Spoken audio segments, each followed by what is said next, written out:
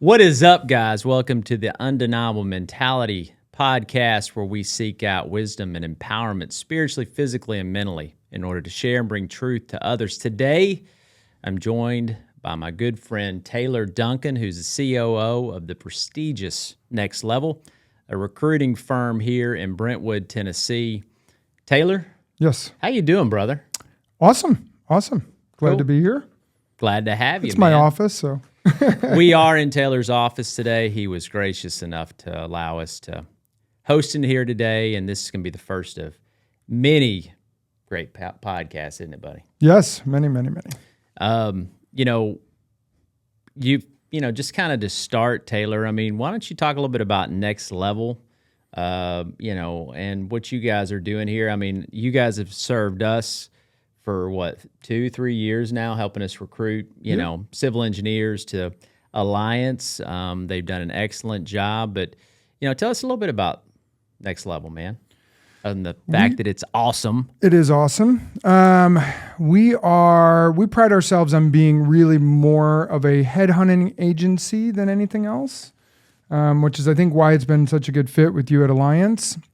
So we really go on the hunt. Our team loves to go on the hunt to find the perfect fit for our clients. Yeah. So that's essentially what we do, whether it's civil engineers, legal and lawyers and attorneys and anyone in that, or it's IT professionals, machine learning engineers, whatever it is. We want to make sure they're a perfect cultural fit, technical fit, etc. Yeah. And I've always been interested, with the recruiting, I guess, strategy on, I mean, it can't be easy, especially, you get used to stuff, right? I was in sales for a long time, and you start making cold calls and going in and having those uncomfortable conversations. It becomes like, nothing. It's just normal. Yep. But when you start this recruiting process, where do you normally start? Do you go on LinkedIn? Do you just throw in Google? What do you do? Where it starts is with the client. So, and again, this is why it's been so easy with you guys is first finding out what you want. I think it's easy to, if you say, hey, go get me a civil engineer. Well, there's millions of civil engineers. I think a simple way to understand it's like, go find me a nurse. Well, there's a lot of different RNs. What do they specialize in? Are they pediatric ICU or are they an ER nurse? Yeah. So same thing. A civil engineer can do anything from site design to water, wastewater, municipal, traffic, bridge, etc. Listen to you, bro. Well, hey, you're like a pro, man. I know, we're learning. And so really smart, it's folks. it's understanding what the client wants, and then it's go find them where they live. So not actually to their house. Yeah, not in a weird way. That would be weird. Yeah, like their office. So we go find them. Oftentimes maybe it's LinkedIn, but we need to write, as it's be called in the recruiting world, a Boolean. Bullion? I love that word. Boolean. Micah adds like those bullions. They're like those little cubes. Yeah, you put it like chicken stock. Yeah. Dude, those things are so good. Sorry. So we have to do that to really narrow the search for what we're looking for. We can find them anywhere. We can find them in our current database. That's easy. LinkedIn. We'll even scour different social media platforms. Yeah. etc. Different professional groups that we might be a part of, or they might be a part of. Yeah. The American Bar Association, or whatever it is, to find the person or people that would match what you're looking for. Then we have to go call them. Do you remember the first person you ever made a recruiting call to, or the first one you ever actually took from initial call to placement somewhere? Yeah, I don't do a lot of the recruiting, but I have. And yes, I remember the first one that I did just speak to, and I will say early stages, everyone sounds pretty good, right? You talk to them, they sound good, and like you. Yes. Early on, you said, but now I know. The longer you get to know them. Yeah, absolutely. So, but, then you start, your filter starts to get better and better and better as you go. But yes, Yeah. I do remember the first person. I don't remember her name, but I remember talking to her and just thinking, Where did you place her? What job? it was a client out in New York City. So it was in technology. And like, I guess if you were to call somebody, and I love hearing this stuff because I love the details, on what the process is, and you and I had a call with your team, and they're remarkable people. They do a great job for us. But, I think it was John asked me if I had 10 seconds, what would I say to somebody? And I think I told him ask a question or something like that. But what's your, because everybody has like their approach, like they have their way of doing it. And the longer you do it, you typically can tell within a second of talking to somebody, which approach do I need to use with this person, right? It's just a feel, like you were talking about your filter. Like if you were to call an engineer right now, they picked up the phone, what would you say to them? Typically we ask them how they like where they're currently at. So instead of, we try really hard not to go, hey, here, this is what we have. Yeah. Because ultimately our goal with both the client and the candidate is to find out what both sides want rather than try to pigeonhole someone into what we have. Right. So we ask them, what is it about your company you really love? Yeah. Would there be anything you would change? And what would you be looking for if you were to make a move, whether today or in 3 or 6 or 12 months or whatever? Yeah. Find out what they want and then see if it matches why we called them. And if not, see if it matches something else we happen to have. Yeah. Because we have a lot of roles. We don't just have one singular role with one company. We tend to have multiple roles for civil engineers. Yeah, for sure. So, yeah, and I mean, just to kind of give people a little bit of background on Taylor, it's not like he just jumped into this. One of the things that we talk about is we, have built AEC Alliance. As we start to launch Undeniable Mentality, Undeniable University is a lot with Taylor's background where, he has a very extensive background in internship program development, companies. One in particular that, they built to a pretty sizable company, essentially doing door-to-door, almost Zig Ziglar type sales, which is hardcore sales. If you've never read anything by Zig Ziglar, you want to talk about a hardcore salesman. That dude was something else. But, I would love to hear how that kind of kicked off because he and I both have a very big heart for developing, entrepreneurship or just people in general in the professional space. But, what age did you start that? How did you even get into that? Remind me. So I had played sports in college, and when I tore my shoulder and my football and track career was pretty much done, I, for the first time in my life, really I was just a student, and that was a little bit awkward. I remember sitting there being like, what am I going to do? Like, I now have like 6 to 8 hours a day of like empty time, and started going down a bad path of like just wasting time, right? Like most college students do. And through a guy I had met, he was running the program at the time in the state of Illinois. And so I met him and he told me about the program and I thought, well, that'll be a lot of fun. Was this the guy you told me you met in prison? Yes. That one night? Yes. In jail? We shared a cell. Yeah. No. So it was. I'm kidding. That was a different time. Anyway. Different prison. Yeah. Sorry. Sentence. So, I got into it. I would have been 20 years old, maybe 21 years old. And so I just started as like a regular, at the time we call them branch managers or intern.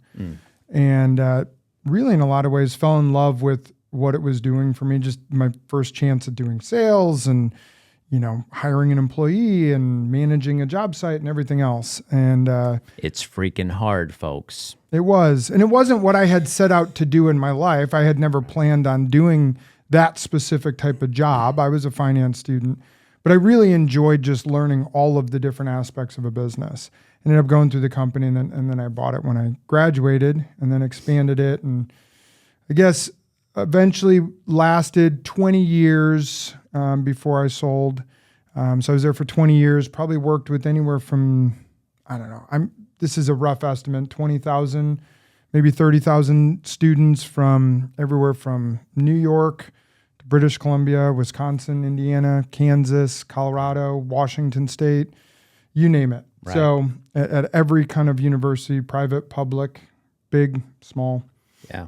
So worked with them all. And it's amazing to me with that background of meeting and working with people. It's amazing to me that when you met me, you actually stuck around. Yeah. I mean, did you feel sorry or what was the deal? Yes. Okay. Every year I pick one person to take on as a charity case. And Yeah. you were that year. There was a federal tax deduction involved too, I'm Yes. sure. I guess, so through all that, we talk a lot about personality assessments, profiling people.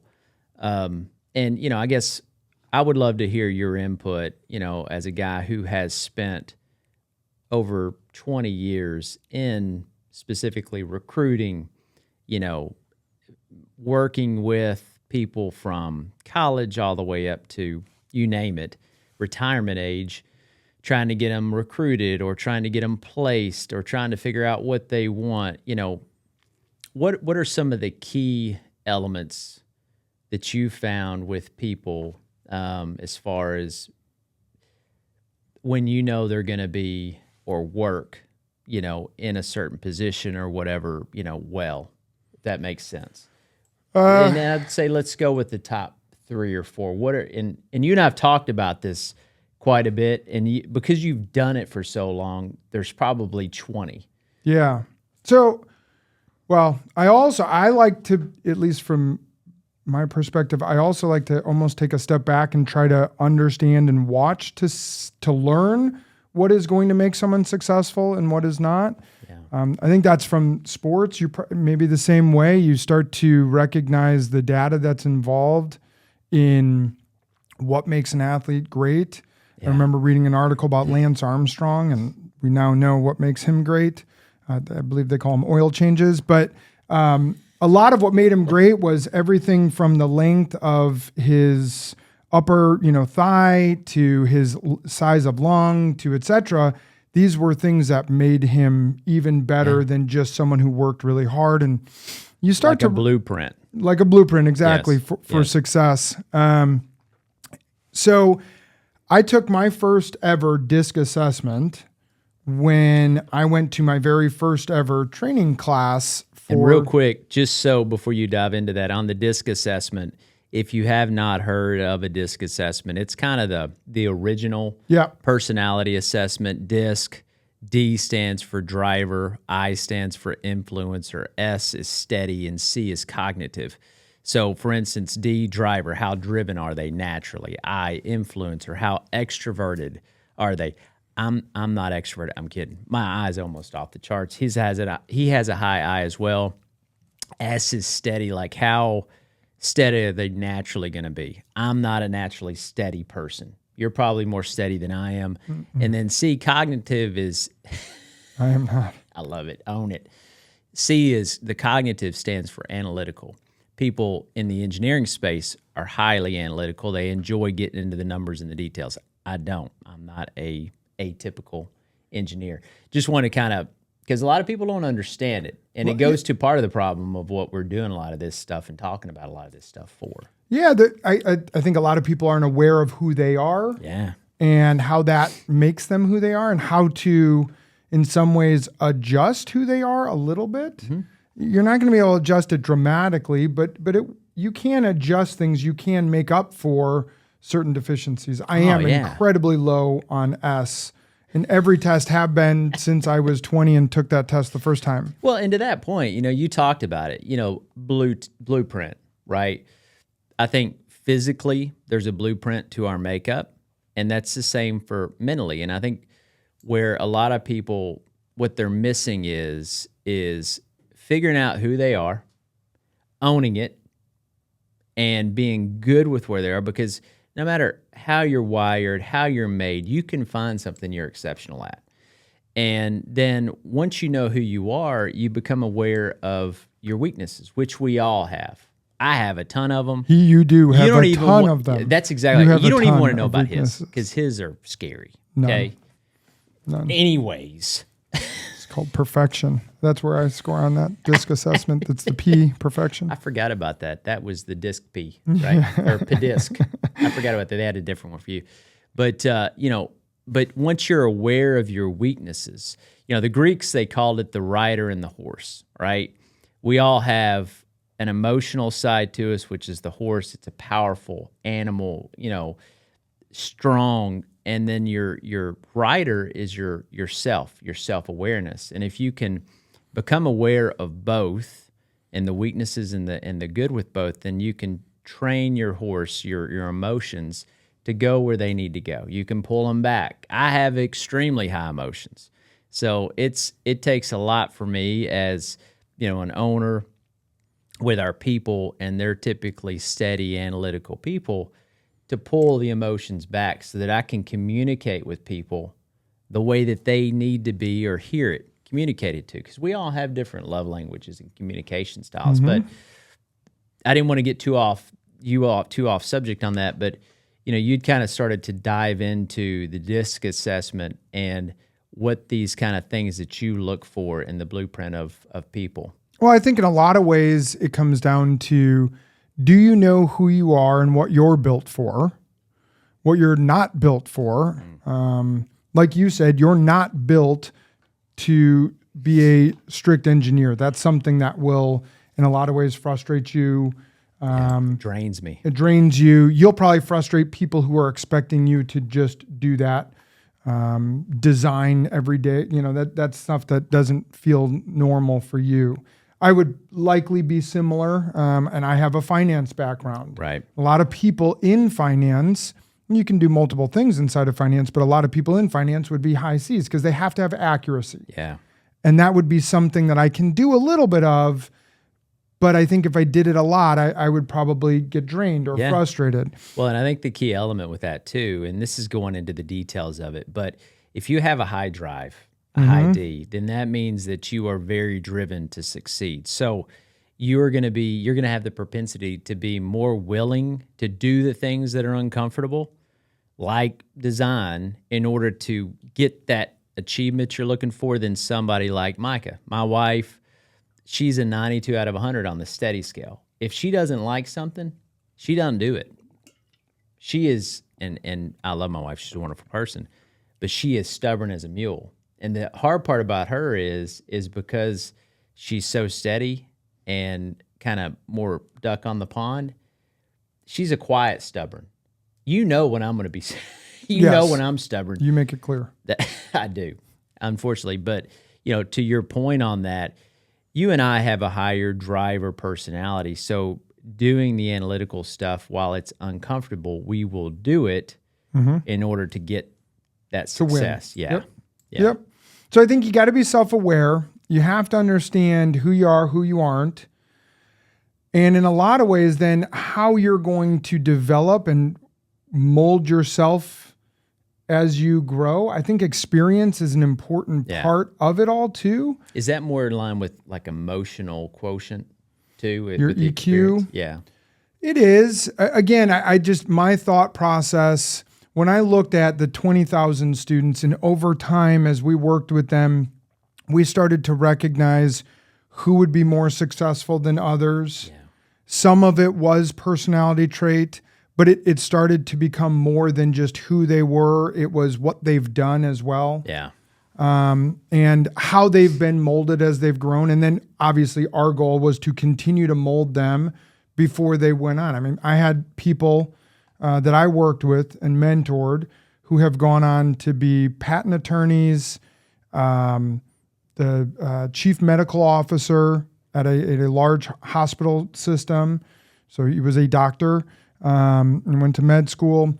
People who have been civil engineers, many entrepreneurs, salespeople, recruiters, pharmaceutical sales, you name it. They've gone on to multiple different disciplines. Yeah. But the hope was our program and stuff they had done in the past was shaping how they would work inside or in their own business or inside of a business, whether they're an attorney at a law firm. Yeah. And do they rise to partner and, be able to transform the law firm, or are they best fit to be someone who takes on a lot of just the work? Yeah. So 2 questions on that. I mean, with that many people, so was your training like showing them what not to do? Like you would do stuff and then you say, guys, do the opposite of this and you'll be successful. Yes. Yes. So, well, let me ask you this. So, working with Leon Drennan, who is our executive coach at Alliance, he was over physician services for HCA. He had up to 10,000 people underneath him at one time. And, with him, he can take these profiles without even meeting people and review them. And it's like he's just, it's like he's reading their entire DNA. Mm-hmm. When you would get in stuff from people, and maybe this was before you dove it more into the DISC assessment side and stuff, what was stuff that you saw early in their development, maybe in high school or college, that yielded a person who had a higher, statistically a higher chance to succeed? We found there was a few things. And we started to find as the data got bigger, we started to recognize a more linear relationship between success, right? It was, you could, with some level of certainty, know what they would do for our company. It was, some of it was logistics.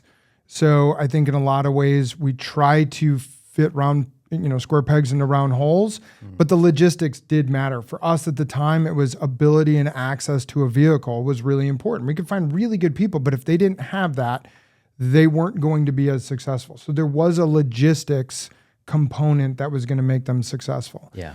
We found their past experience, ironically, as we looked across a lot of different experiences, we found varsity athletics was really important. Yeah. And can you dive into that, why you think that is? Yeah. I think some people, especially people who didn't play sports, get mad when I talk about it because they're like, well, I wasn't an athlete. I can be successful. Well, yeah, man. But I mean, you're not saying that you have to have sports, but what you are saying is there's something about it that gives you a controlled environment to learn how to overcome adversity that you could find elsewhere. But it's just statistically a higher chance of seeing it on a regular basis. Yep. This is my belief. This is, again, an opinion based on the statistics as to why. If you played sports at a pretty high level, and so at the time we were working with, call it 19, 20-year-olds, high level would have been varsity, right? Yeah. If you played a varsity sport, what did you know for certain about that person, or very likely? They had stuck with something for 4 years. Almost certain. I mean, I guess you could play for 3, but almost certain stuck with it for 4 years. Yeah. They likely And had... we're talking about in high school. In high school, Yeah. yep. Okay. Likely had been yelled at by coaches. They had been hugged by coaches, right? So they had seen both sides of, we'll call it good boss, bad boss. If you make it on varsity, now we didn't measure were they the best player or whatever, you had to work outside of practice, whether it's lifting outside of practice or going for extra runs on the weekends because your competitive drive said, for me to get a chance to get on the field or on the court or whatever it was, I had to go a little bit above and beyond. So they learned at a young age to go above and beyond just, hey, show up to work at 9, leave at 5, close your laptop and you're done. If you want to be successful, you might have to at home do a little bit more research or listen to a podcast about being a better civil engineer or whatever. That attitude towards the athletics helped them become successful with our program, at least what we believed. They oftentimes had to wake up early for practice, stay late. They had to balance it with school. So you see all of what makes someone go through sports, especially get to the varsity level. And so that's why, and I say this now to a lot of people, and I used to ask this, if someone didn't have that, I would always ask, what did you do at 3:00? Yeah. Because that always, I needed to understand at 3:00, school got out, what were you doing? And now This was my experience was at 3:00. Yeah. I either had football practice, Yep. basketball practice, wrestling practice, or track practice. I got 2 weeks a year where I got to go home at 3:00. It was after football, before basketball or wrestling, and then after the winter sport, before the spring sport. That was it. So for me, I was at the school until about 6:00 every single night. Yeah. And I still got decent enough grades. Right. So when someone would come to me and hadn't done that, I really needed to understand what were they doing at 3:00, because in most cases it probably wasn't good stuff. Yeah, man. And I mean, it's levels, right? And so a couple questions off of that. Number one, did you see a difference? And this is diving into deeper on the athletic side. Did you see a little bit of a difference between someone who had finished 4 years of athletics in high school only versus someone who had done that and then even played at, the next level, whether it was D1, D2, or D3, but completed 4 years of college or even 2 years while still getting an education? Could you tell a difference in that? Or was really the underlying thing having a good, solid foundation in high school sports? One of the challenges in regards to the college athlete versus the high school athlete is, in a lot of cases, and I know this, you know this, we have boys right now who are in high school and they're getting to that age where they're like, can I play in college, and all that. And one of the challenges is there is going to be a limiting factor. Are they good enough to? Sure. And if they're not good enough to go play at, say, their dream school or the school they'd want to go to, or even at that level, do they choose to play at a Division II or III level? And some of that does come down to, I have to make a life decision as to my better engineering program is at, University of Tennessee, whereas I could play, soccer at this school, which is much smaller and doesn't even offer engineering. So what do? I don't know that the college level. Now, I personally today love people who played at the college level. Yeah. Because they continued on with everything that we saw from those high school students into college. Yeah. So I don't know that you have to play in college. I liked it because it gave people something to do in college when class got out. And so our program, actually, when I used to, run the program, I used to talk a lot about that program replaced sports. It was a sport in college if you weren't maybe athletic enough to play at the University of Illinois or the University of Wisconsin. Well, and I think what ends up happening, and this is just, my theory on a lot of this, is when you are playing sports, at a young age, and because I have, I mentor and we have employees that are steady, analytical people, and a lot of people are like, well, they're not that driven, and I disagree with them on that, because I also have people that I mentor that played college golf or they played college baseball who are steady, analytical people who still go above and beyond. Because I think what happens when you play sports, that view of life transfers into your profession. Right? So, you look at it and from an early age that, hey, if I want to succeed at this, whether it's sports or a career or marriage or friendship, whatever, if I want to succeed at this above and beyond, then I have to treat it like a competition and go above and beyond and put in the extra hours. And I don't care what type of personality you are, it makes you aware of that. If you're approaching your career as purely a logical perspective of, I'm going to go in and be smart and work 8 hours a day. That's just my expectation because that's what I did in school. Like to your point, at 3:00, they were out and they checked out. Mm-hmm. Then that's how you're going to view your career. Yep. And that is a hardwiring that is really hard to break. There's a great book that I've read, written by Robert Greene, The 48 Laws of Power. It's not a Christian-based book, which I enjoy reading those, but it's a really good book on the mental aspect. But he talks a lot in that book about the key is awareness at a deep level. And he talks about the 4 levels of wiring from when you're a child to, and you probably don't even remember it, on how your parents raised you. Then you move into your teen years, and then you move into your high school years. And that base level is really hard to change. You can become aware of the whys. Like, I'll tell you, I'm open about my issues. Most of them. Yeah, please keep some to yourself. We don't need 100%, right? But, one of my issues, I was an only child growing up. And I have a thing about me that I have to be conscientious of, where if I've matured, I think I'm probably mentally more like a 25-year-old now. I don't know. Would you give me that? No. No? 18? Okay. No. 18? No. No. 13. So there you go. I can't even buy tobacco. So, but as I've gotten older, if something doesn't go my way with somebody else, my propensity is to want to pick up my toys and go home. But I've had to learn that's not right, right? So that comes from being an only child and being able to just have full run of the house.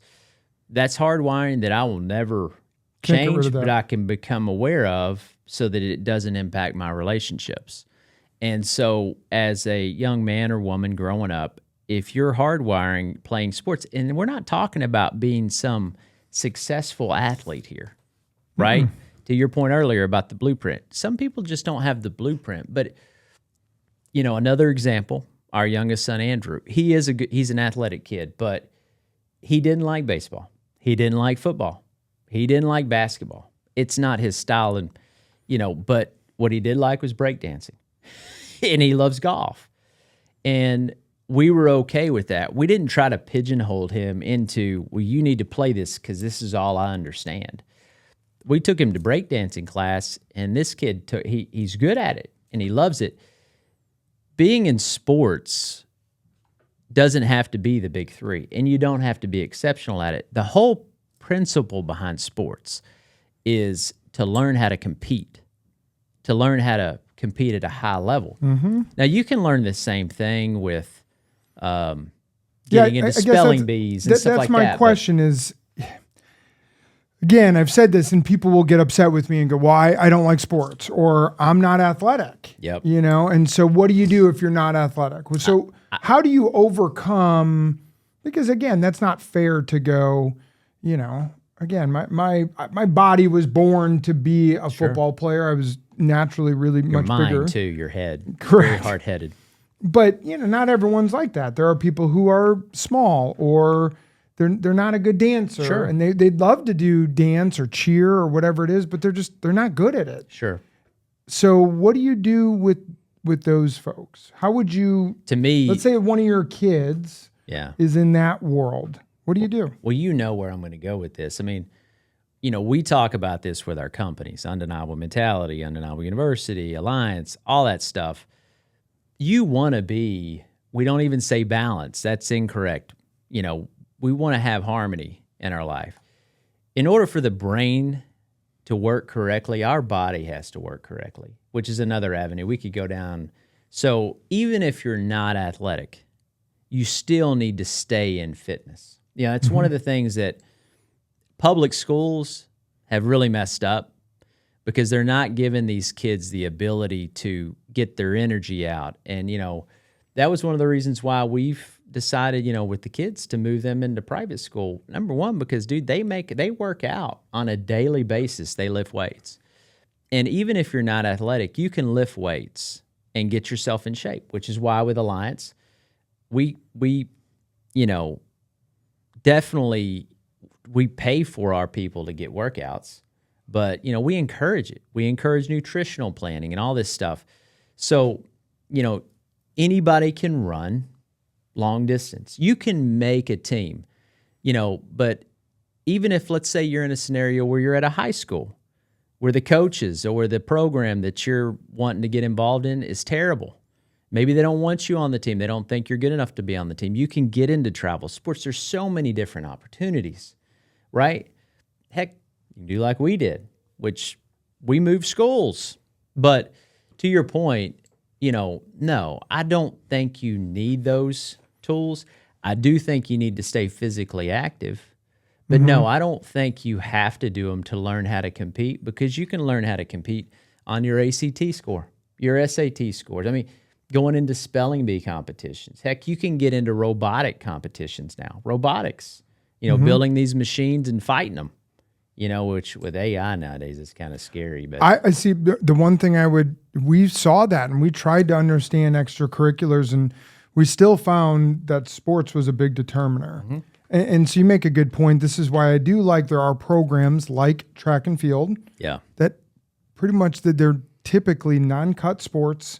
Kids can go out for, and there's something, what is it? The Marines, I think it is, or maybe it's the Army, has the embrace the suck mentality. And it's that, I know, like I hate to run, but there's something about going and pushing yourself that I think you learn, and there's a challenge that's involved to try to get better at something that you're naturally not great at. I think you learn a lot when you do that. So, you also learn to work with a team. And I honestly believe that, and again, going back to my comment about being an only child, because I was on teams, it made me aware of the need to, think of others ahead of yourself, especially in baseball, man. I mean, hitting and run, sacrificing yourself, to get a run in, to win the game.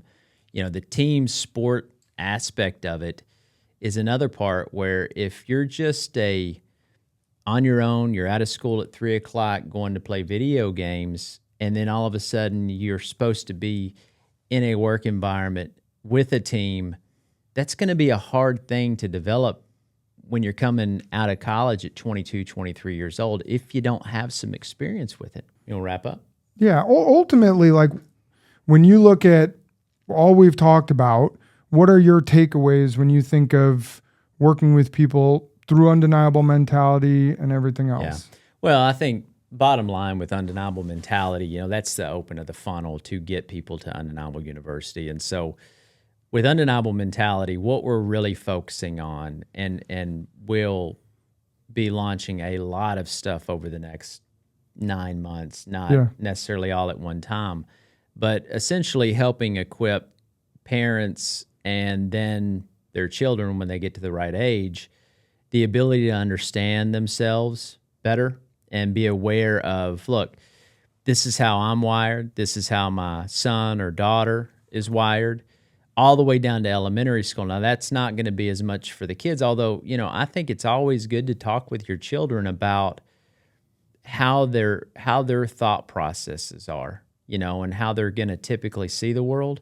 Now, they will develop, and I'm not a psychologist. I did have a psychology minor, by the way. No chance. I did. And you're still this screwed up? Are you serious with this many issues? They were like, you don't even need to take class, sir. Yeah, right? Yeah. You were the case study. Yeah. They were like, here is, Anyways, but, these kids will develop and they'll change, but their basic wiring is going to be the way that it is, and you have ability, but teach the parents. Again, if you're a parent and you're a high driver expressive like me, but you have a son or a daughter who is low expressive and analytical, they're going to see the world completely different from you. But the thing that we do as humans is we notice the similarities to us, and automatically pick on that to say, well, they're a lot like me. And so you assume you can communicate with them a certain way, but teach them these things about giving them options on sports, and then as they progress, undeniable mentality offers up nutritional, because there's just so much lack of knowledge out there on nutrition, the foods that we eat, they just don't know, all the way up to physical exercise. Zach and I, our trainer, and we'll have him on the show. We talk about it all the time. People work out. Actually, they work out too little too, but they work out too much. They go past the point where it's just diminishing returns, especially as you get older, right? So staying active, but teaching people how to properly work out and encourage them to create good habits in their children that will last them their whole life. And then once they get into high school, the bottom line with undeniable mentality is, with the kids that we've been tracking since elementary school or the ones that just enter it, we can take these assessments and help them find their roadmap to what they're going to really excel and enjoy in life, to what we talked about earlier. Instead of spending $250,000 on college and having no clue what they want to do. Exactly. So we watched, I got to tell you this real quick. So Micah and I watched, she had never seen With Honors. I don't know if you remember that movie. It's a Joe Pesci movie. He's a homeless guy, and it came out in 94. And we're watching it, and at the very end, he graduates there was somebody that graduated with like a poetry degree or something like that. And I'm like, you just dropped that amount of money on a poetry degree. Nothing against poetry or getting a degree in it, but what do you do with that? I mean, you can teach, which is an honorable profession, but nowadays, paying off $250,000 on a teaching salary, right? So teaching them great avenues for their life. Undeniable University is a development center that moves, and you move into it around your junior year with this internship program, which Taylor's helping us develop because of his just huge background in development, internships. And the cool thing is we can identify the young men and women who have the propensity to be engineers because Alliance is under contract with UU to pay them to help develop. It's a talent center. Mm-hmm.